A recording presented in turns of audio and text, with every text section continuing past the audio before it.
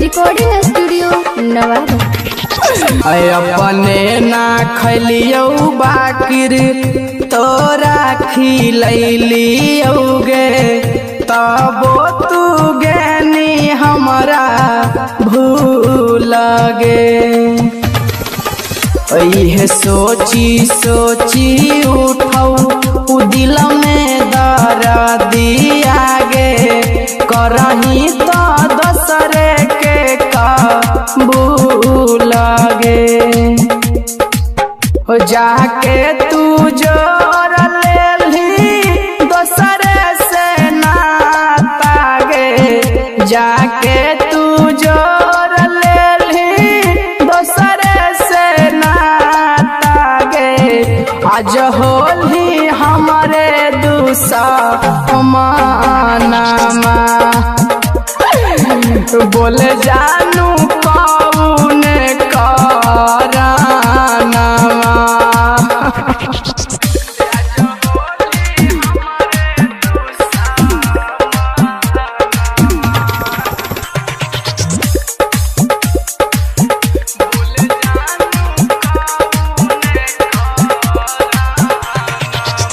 रहलो नहीं जाहु जानू सहलो नहीं जाओगे टूटल कहू हमर दिल गे।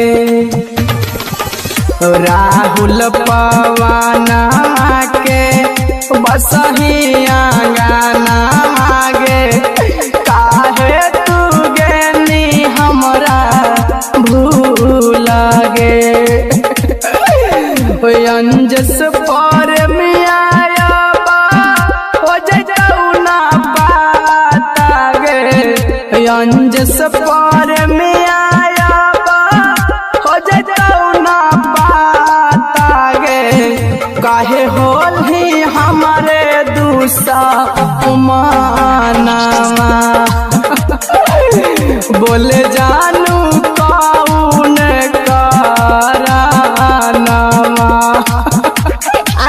Music recording studio Nawada.